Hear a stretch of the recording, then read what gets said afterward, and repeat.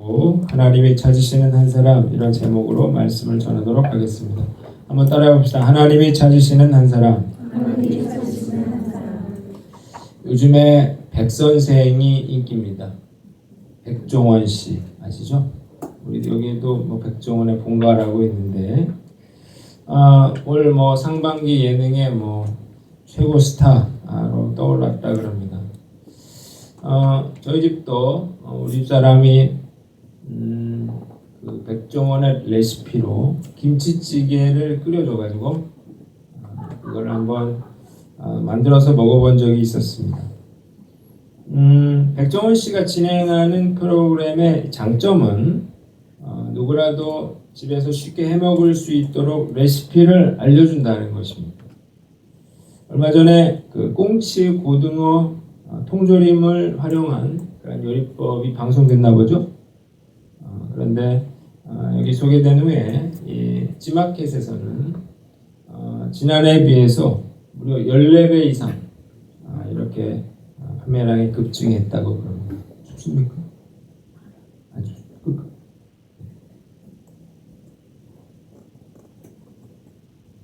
바람만 나오고.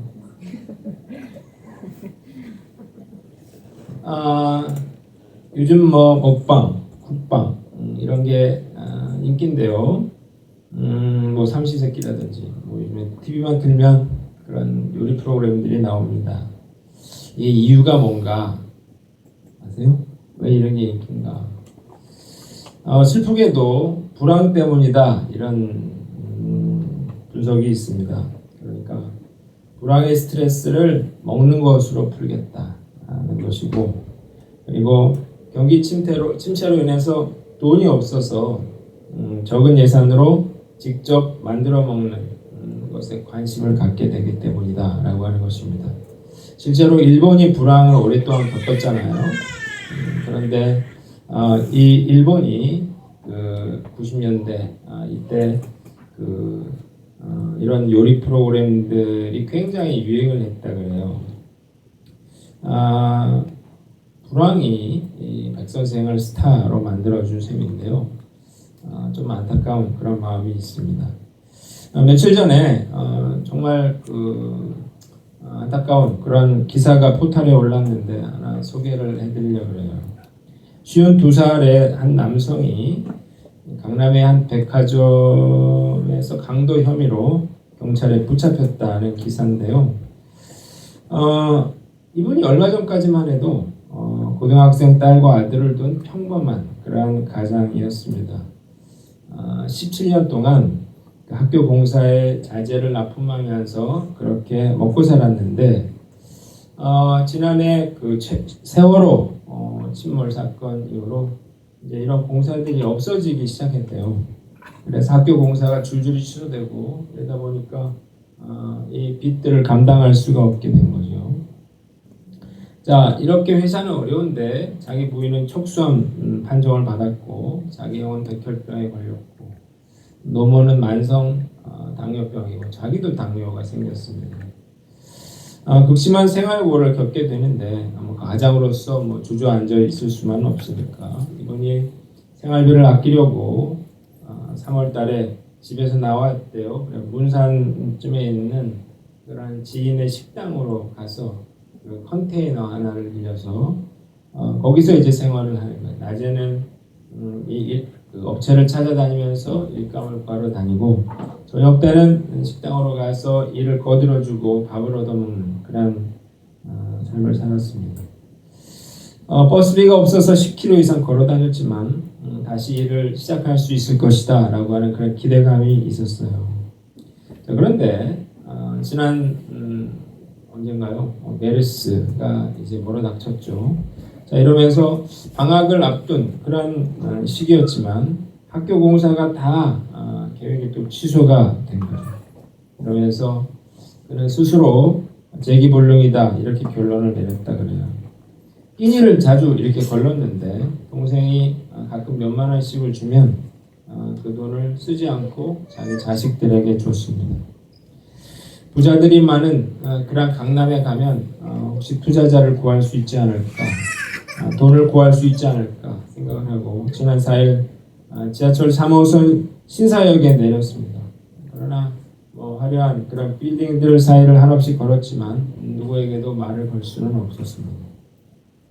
뭔가에 홀린 듯 흉기를 들고 백화점에 들어갔어요. 그리고 승용차에 타려는 중년 여성을 흉기로 위협했는데 이틀을 굶어가지고 힘이 없어서 여자가 저항을 하니까 흉기를 떨어뜨렸습니다. 살려달라고 소리치는 여성을 피해서 걷다가 보니까 강남대로였고 고개를 푹 숙인 채 길가 한쪽에 오랫동안 앉아 있다가 결국 경찰에 검거가 됩니다. 서울에 도착한 지 만 하루 평범했던 이 남자는 결국 강도가 됐습니다. 자기 스스로도 자기가 강도가 된 것을 믿기가 어려웠다 그래요. 이렇게 생활고로 인해서 생활형 범죄를 저지르는 그런 사람들이 날이 갈수록 늘어가고 있습니다.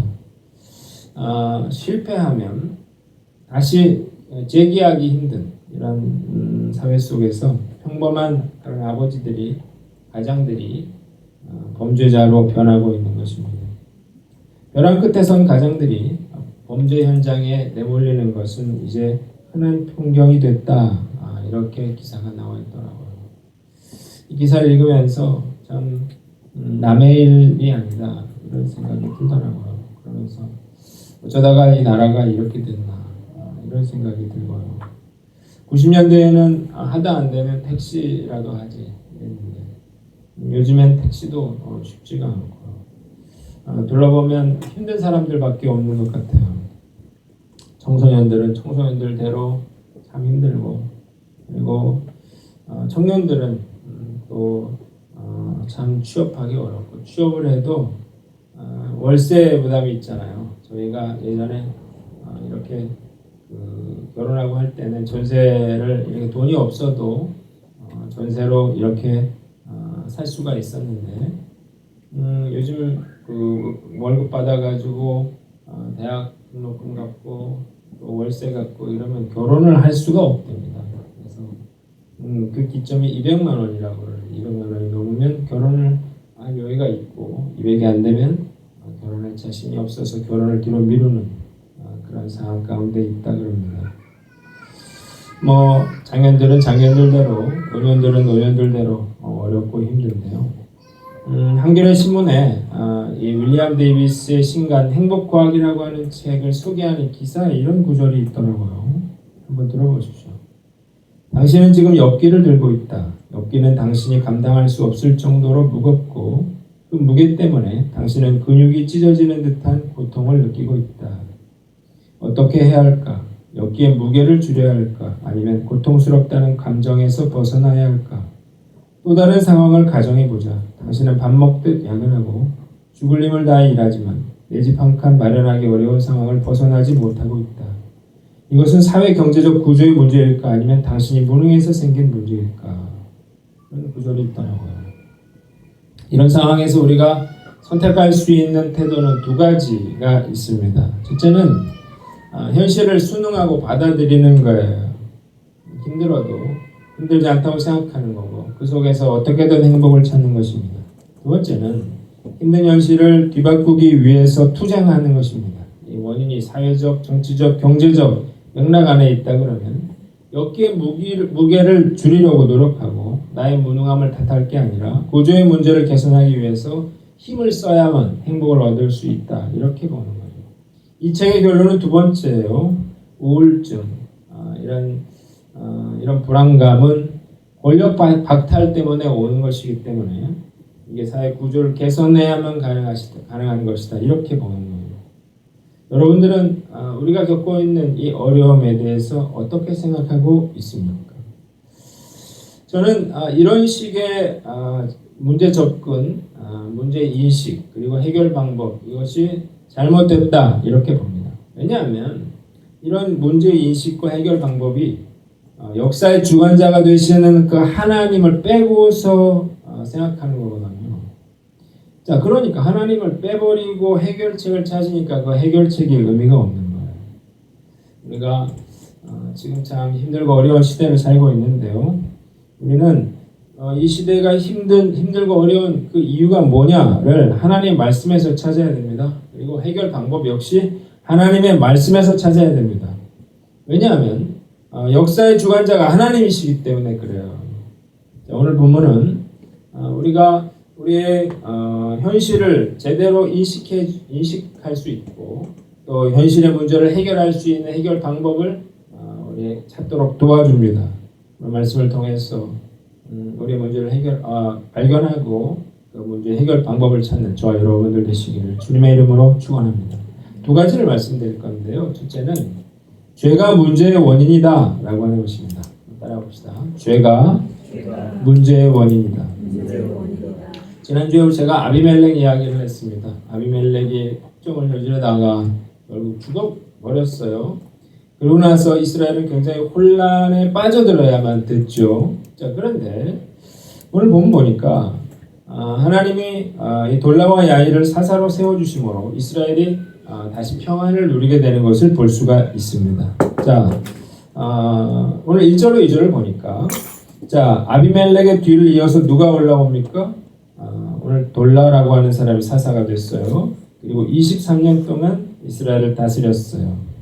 3절로 5절을 보면 자, 돌라는 죽고 이번엔 야일이 사사가 되어서 22년 동안 이스라엘의 사사가 되었습니다. 자, 돌라와 야일의 시대가 합하면은 45년이 되는데 뭐 특별한 사건이 기록되어 있지 않아요. 그 이유는 이 시대가 평화로운 시대였다는 걸 보여줍니다. 특별히 문제가 될 상황이 아니었다는 거죠.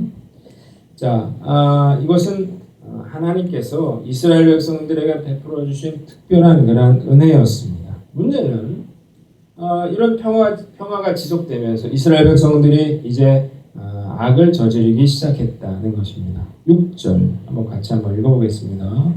이스라엘 자손이 다 같이 한번 읽어보겠습니다. 시작.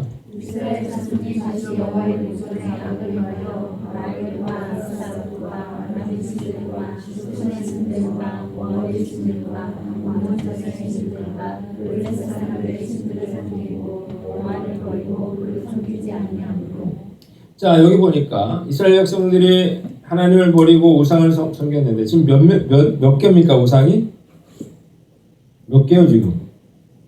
바알, 아스타롯, 아람, 시돈, 모압, 암몬, 블레셋 7의 신을 지금 우상을 섬기고 있더라는 거예요.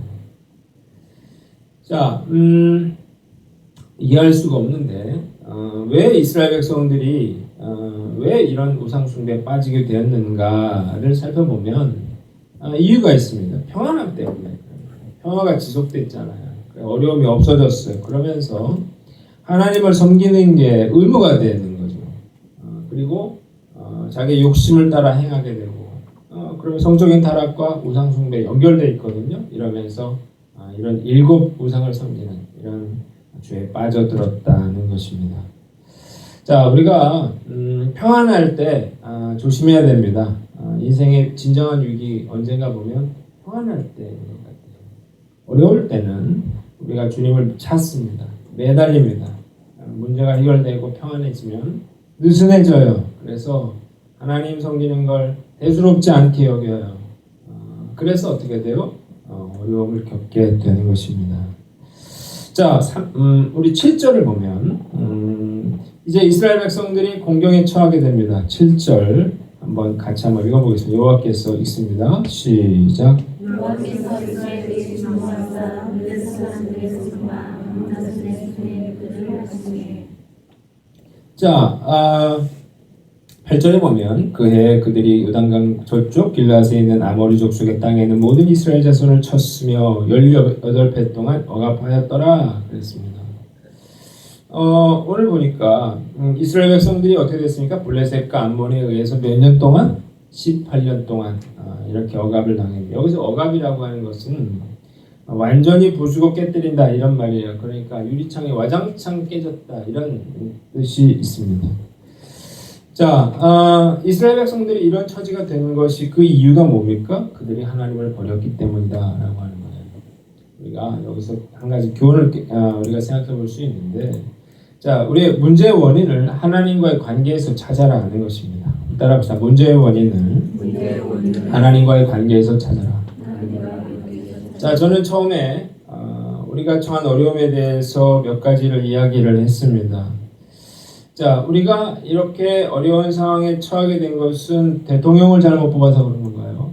아니면 정치가들이 정치를 잘못해서 그런 건가요? 아니면 경제인들이 경제를 잘못 이끌어서 그런 건가요? 그게 아니라는 거예요.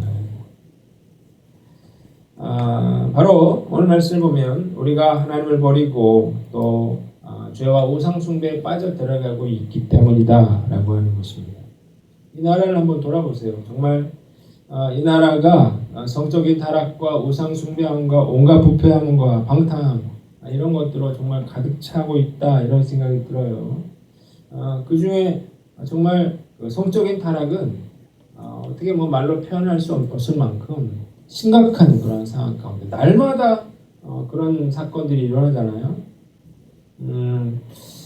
이게 지금 단순히 이런 상황이 아니고 성적인 타락의 끝은 동성애인데 동성애가 우리 사회에 우리가 생각하는 것보다 훨씬 널리 퍼져 있습니다. 며칠 전에 제가 기가 막힌 그런 이야기를 하나 들었습니다. 아는 분에게 들었는데 그 청년부에 청년 하나가 이제 휴가를 나왔어요. 그런데 큰 공경에 처했다는 거예요. 그래서 아는 변호사를 좀 소개시켜달라 이렇게 된 건데요. 이 청년이 이제 친구들과 술을 마셨습니다.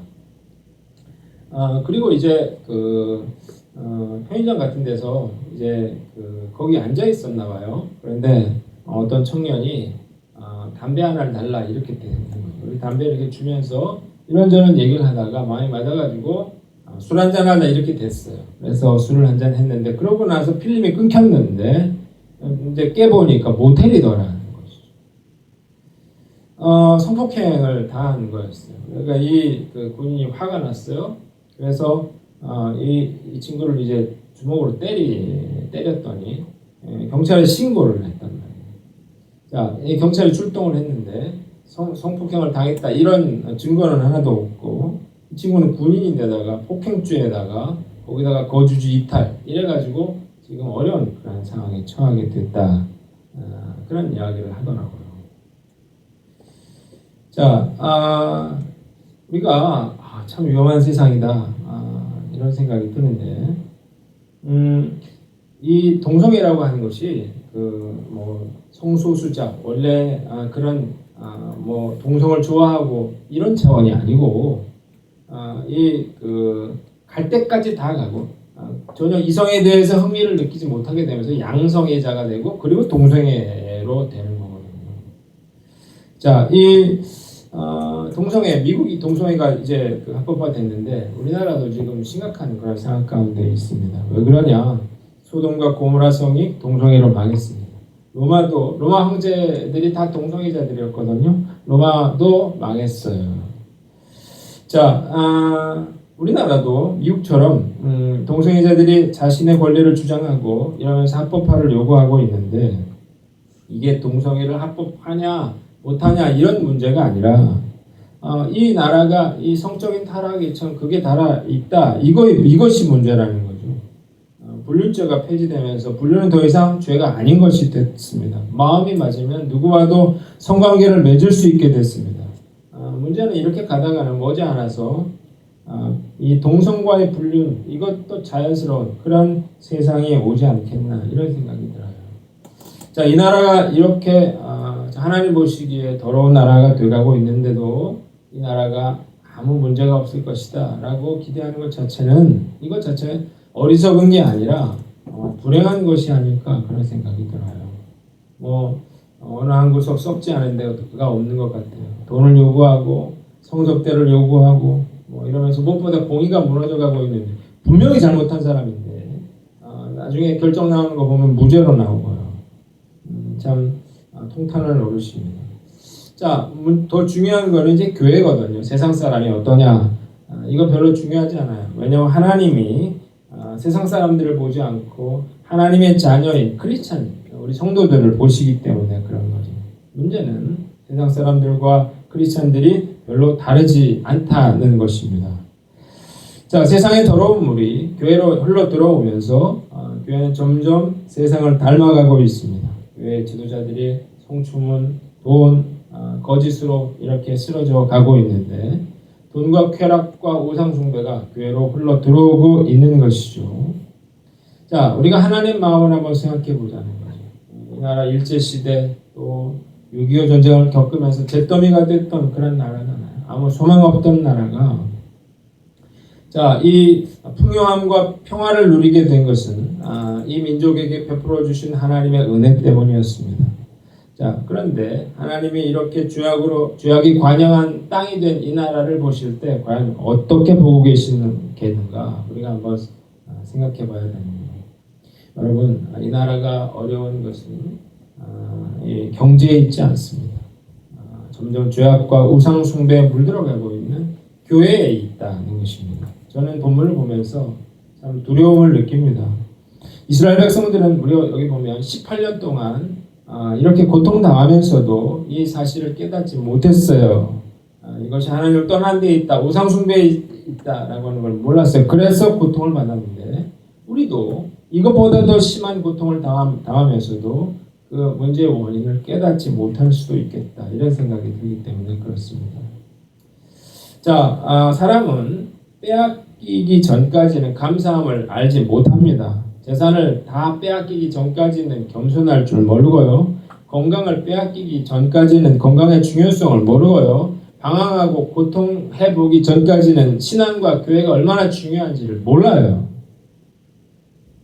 겪어보고 그제서야 그것이 얼마나 소중한 것이었는지를 비로소 깨닫게 된다는 것이죠. 자, 한국교회 하나님이 많은 은혜를 주셨는데 점점 세상을 닮아가면서 죄악이 관영한 그러한 땅이 되어가고 있습니다. 이것은 심각한 그러한 문제라는 거예요. 이게 한국 교회만의 문제는 아닙니다. 자, 우리가 이건 나의 문제이고 우리 교회의 문제이고 우리 가정의 문제인 것입니다. 나는 어떤가 생각해 보세요. 혹시 내가 하나님을 향한 그런 열정 이런 것들이 사라지고 내가 죄 짓는 것을 내가 두려워하지 않게 되면서 불순종하면서도 내가 점점 무감각해져 가고 있지는 않습니다.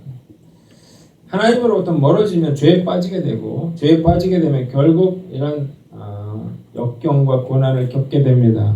이스라엘처럼 뼈저린 후회를 하게 될 때가 온다는 거예요. 분명히 알아야 됩니다. 불순종의 끝은 파멸이에요. 아무것도 얻을 수 없습니다.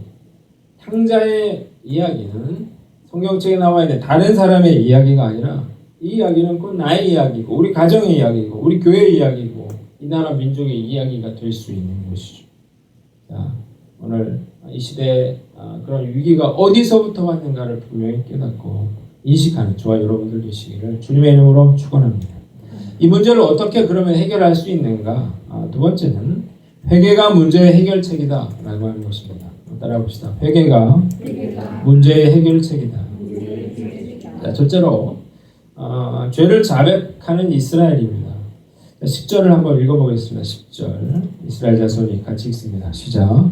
이스라엘 자손이 여호와를 부르짖으되 우리가 우리 하나님을 버리고 바알을 섬김으로 주께 범죄하였다. 자, 보세요. 18년 동안 고통받으면서 완전 파멸 상태에 이르러서 비로소 뭐라고 얘기를 합니까? 우리 하나님을 버리고 바알들을 섬김으로 주께 범죄했다.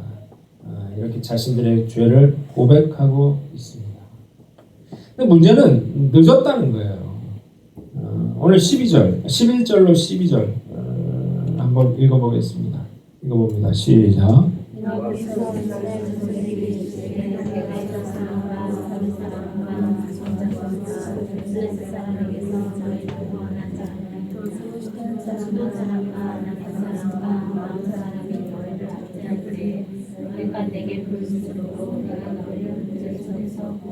자, 이스라엘 백성들이 회개했거든요. 돌아왔거든요. 그런데 하나님이 뭐라고 말합니까? 하나님의 대답은 거절이에요. 내가 너희 회개를 받지 않겠다는 것입니다. 자, 그러면 첫째로 뭐라고 얘기하시는 것입니까? 내가 너희에게 베풀어 주신 은혜들을 돌아보라는 것이죠. 내가 너희들을 이런 위기에서 얼마나 건져내 주었느냐라고 하나님은 준엄하게 이야기하십니다. 두 번째는 13절인데 읽어보겠습니다. 너희가 시작.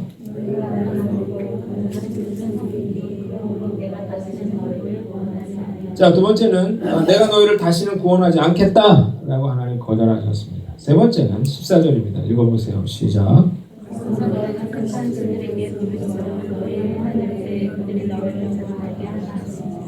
자, 뭐라고 했어요? 너희가 환난 때 너희가 쫓았던 그 우상에게 가서 어떻게 하라는 거예요? 도움을 청하라고 하나님이 냉정하게 거절하십니다.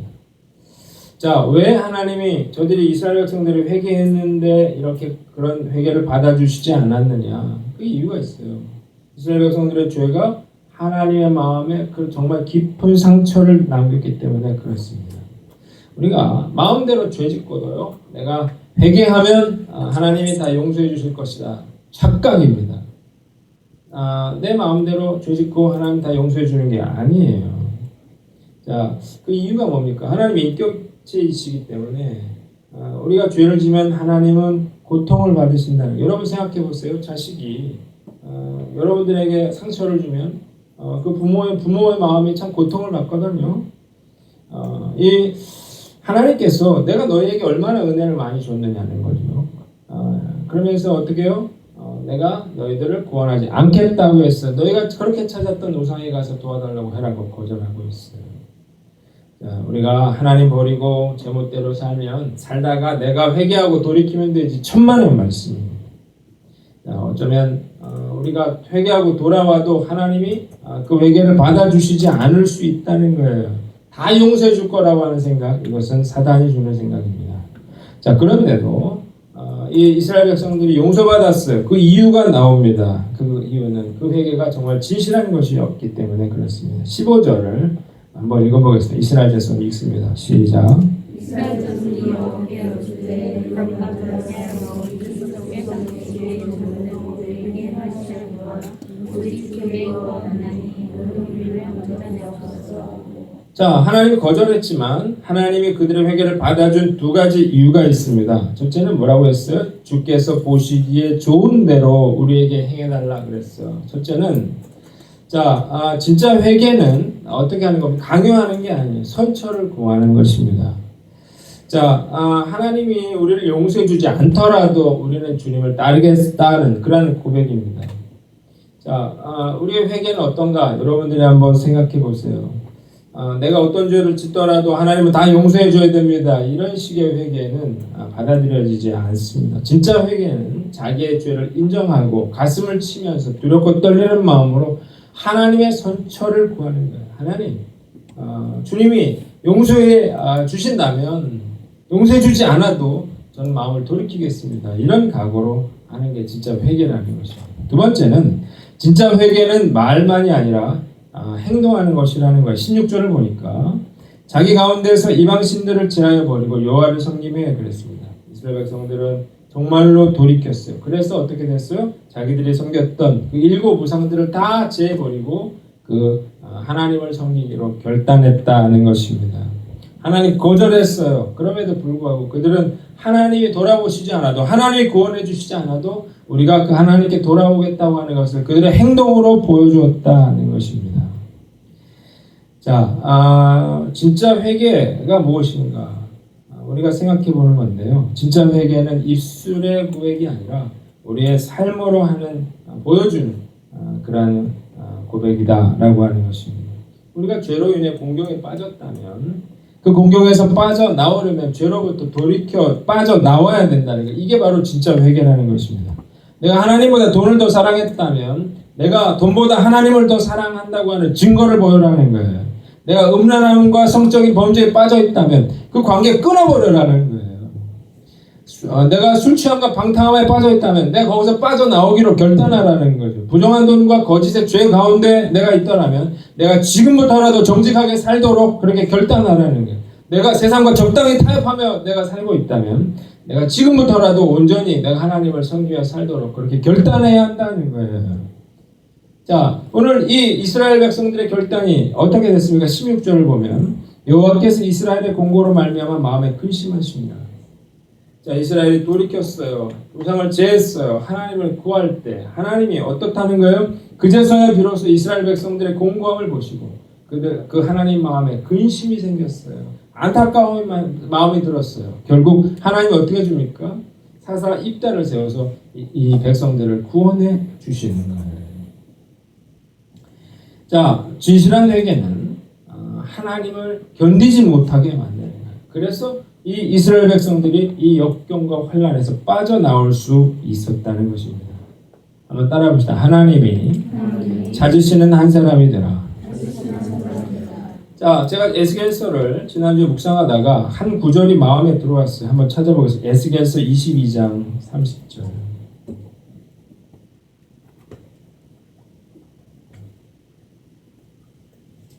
에스겔서 22장 30절.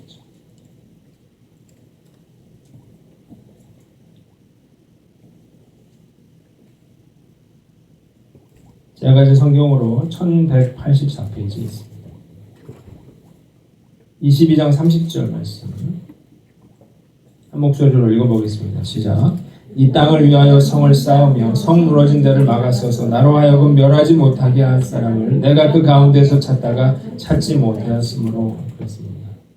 자, 하나님은 남유다를 심판하시는데 이 뒤에 볼까요? 31절도 읽어봅니다. 시작. 내가 내 분노를 그들 위에 쏟으며 내 진노의 불로 멸하여 그들 행위대로 그들 머리에 보응하였느니라. 주 여호와의 말씀입니다. 하나님이 이 유다를 심판하시기 전에 어떻다는 거예요? 그 성을 다시 쌓고 그 무너진 데를 막아서는 그러한 사람을 하나님이 찾으셨는데 하나님이 찾을 수가 없었다는 거예요. 그래서 결국 이스라엘은 망하게 되는 것입니다. 자, 저는 지금 이 시대에도 하나님께서 이 나라와 민족을 위해서 다시 성을 쌓고 무너진 그 성을 막아서는 그런 사람을 지금 찾고 계시다고 저는 믿어요. 이 상황에서 이스라엘 백성들은 하나님께 수많은 제사장들이 있었습니다. 수많은 제사를 드렸어요. 자, 그러나 하나님은 그들을 보실 때 뭐라고 했어요? 그들을 무너진 그 성을 막아서는 자가 한 사람도 없었다라고 얘기를 하고 있거든요. 자, 이 시대도 수많은 교회들이 있고 수많은 성도들이 있지만 하나님이 정말 무너진 성을 다시 쌓고 그 무너진 데를 다시 막아서는 그런 사람들을 지금 찾고 계신다는 거예요. 하나님 찾으시면 이 나라는 다시 일어설 수 있지만 하나님이 찾으셨는데 그런 사람이 없으면 이 나라에는 아무런 소망도 없게 되는 거예요. 자, 이 시대에 우리 믿음의 선배들은 잿더미 같던 나라와 민족을 위해서 목숨을 걸고 복음을 전하고 목숨 걸고 교회를 세우고 섬겼습니다.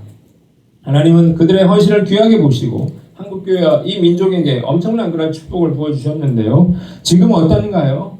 지금은 합리성 이런 거에 빠져가지고 자기 옥합을 깨뜨려서 섬기려는 그런 사람들이 별로 없어요. 온몸 바쳐 그렇게 헌신하려고 하는 사람들이 별로 없어요. 목숨 걸고 복음을 전하려는 사람도 없고 위기에 처한 그런 한국교회를 또 민족을 위해서 정말 애통하며 눈물을 흘리며 기도하는 사람들이 없더라는 거예요. 저는 말씀을 준비하면서 나라도 무너져가는 이 나라 민족을 위해서 기도하면서 무너진 데를 막아서는 그런 사람이 되어야 되겠다 그런 생각했어요. 왜냐하면 그게 내가 사는 길이고 내 가정이 사는 길이고 내 자식이 사는 길이고 우리 교회가 사는 길이라는 생각이 들었기 때문에 그런 거예요. 하나님이 교회가 크냐 작냐 중요하지 않습니다. 하나님이 그 성을 막아서는 사람이 있느냐 없느냐 하나님이 그게 중요한 거예요. 그 사람이 있으면 이 민족에게는 소망이 있는 거고 그 사람이 있으면 이 한국교회에 소망이 있는 거예요. 그러나 하나님이 그런 사람을 아무도 찾을 수 없다면 그러면 결국 우리 이스라엘이 걸었던 그런 파멸과 고통의 길을 걸어갈 수밖에 없다는 거죠. 자, 아직 저는 늦지 않았다고 생각합니다. 아직 하나님이 우리에게 기회를 주시고 있다고 생각합니다. 내가 중요한 거예요.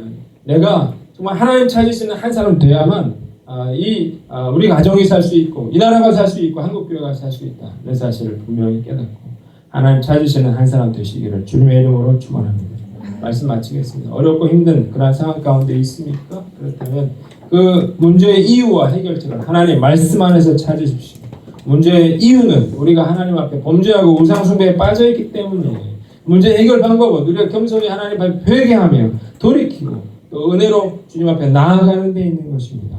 무너져가는 가정을 막아서고 무너져가는 한국교회를 막아서고 무너져가는 이 나라와 민족을 막아서는 그래서 하나님 찾으시는 한 사람 되시기를 주님의 이름으로 축원합니다. 자, 이 시간에 우리 찬양 주를 위한 이곳에